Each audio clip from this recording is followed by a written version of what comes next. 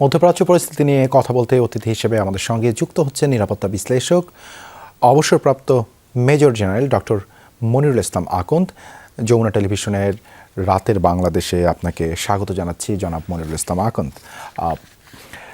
আপনার কাছে শুরুতেই জানতে চাই ইরানের সামরিক সক্ষমতা এবং দেশটির রাজনৈতিক ভবিষ্যৎ নিয়ে আপনার বিশ্লেষণ। ড্রিঙ্কো এখন রিয়েল ফ্রুট পাল্প ও নাটা জেলি সহ নতুন প্যাকে নতুন স্বাদে। জি, অনেক ধন্যবাদ। আপনারা জানেন যে ইরানের সুপ্রিম লিডার আয়াতুল্লাহ খামেনি উনি নিহত হয়েছেন। বাট ইরানে একটা খুব সুন্দর একটা সিস্টেম আছে কিভাবে তারা সুপ্রিম লিডারকে নির্বাচন করে। 88 জনের একটা অ্যাসেম্বলি অফ এক্সপার্ট আছে, তারা ভোট দানের মাধ্যমে তারা সুপ্রিম লিডারকে নির্বাচন করবেন। এবং সুপ্রিম লিডার হওয়ার জন্য 4টা যোগ্যতা থাকা দরকার। প্রথমত একজন পুরুষ হতে হবে, দ্বিতীয়ত তাকে ক্লারিক বা ধর্মগুরু হতে হবে যার রাজনৈতিক অভিজ্ঞতা এবং দক্ষতা থাকতে হবে। 3 নম্বর মোরাল অথরিটি, সৎ হতে হবে। এবং 4 নম্বর loyalty to the Islamic republic থাকতে হবে। তার মানে এই 4 নম্বর ক্লজের কারণে যে সব ধর্মগুরুরা গ্রেটার সোশ্যাল ফ্রিডম চায় তাদেরকে তারা বাদ দিতে পারে। তো এখন ইন্টারিম অবস্থাতে আয়াতুল্লাহ আরাফিকে ওনারা নির্বাচন করেছেন। যে 5 জনের নাম শোনা যাচ্ছিল এর মধ্যে উনি একজন। এছাড়াও যে নিহত যে সুপ্রিম লিডার ওনার সন্তান ছেলে আছে মুস্তফা, এবং যে আগের যে রেভলিউশন লিডার ছিল আয়াতুল্লাহ খোমেনি ওনার নাতিও এই লিস্টে আছে।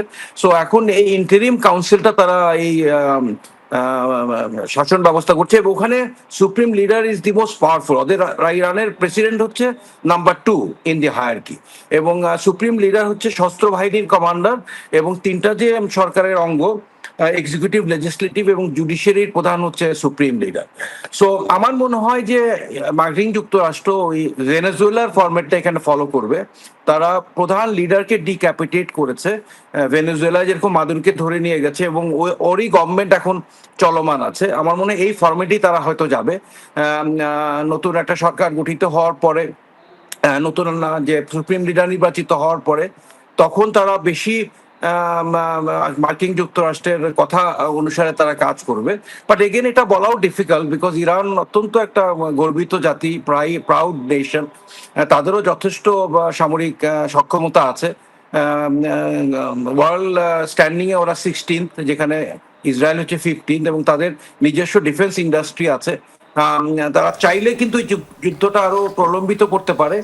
ইতিমধ্যে তারা আমি এ বিষয়ে আপনার কাছে জানতে চাই যে ইরানে যুক্তরাষ্ট্র ইসরায়েলের যৌথ হামলার সুদূর প্রসারী প্রভাব কি হতে পারে?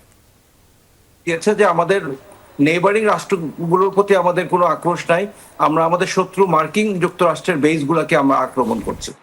পাশাপাশি আপনারা জানেন যে পাকিস্তানে হচ্ছে পৃথিবীর 2য় বৃহত্তম সংখ্যক শিয়া বসবাস করে, ইরাকেও একটা বড় সংখ্যক শিয়া থাকে। এসব দেশে মার্কিন যুক্তরাষ্ট্রের আক্রমণের বিরুদ্ধে প্রচারণা চলছে। করাচিতে হতাহত হয়েছে প্রায় 9 জন। সারা পৃথিবীতেই মার্কিন যুক্তরাষ্ট্র এটার প্রতিবাদ হচ্ছে, বাট এটার সাপোর্টেও কিছু মানুষ রাস্তায় নেমেছে। তো যেটাই হোক না কেন, আমরা চাই যুদ্ধটা অতি দ্রুত যাতে সমাধান হয়। এটা আমাদের ইকোনমির উপর একটা বিশাল প্রেশার পড়বে। হরমুজ প্রণালী বন্ধ থাকলে সমগ্র পৃথিবী 20% তেল এবং এলএনজি থেকে বঞ্চিত হবে, এবং এটা বিশাল একটা ক্রাইসিস সৃষ্টি করবে ভবিষ্যতে। ধন্যবাদ অবসরপ্রাপ্ত মেজর জেনারেল ডক্টর মনিরুল ইসলাম আকন্দ আমাদের সঙ্গে যমুনা টেলিভিশনের রাতের বাংলাদেশে যুক্ত হবার জন্য।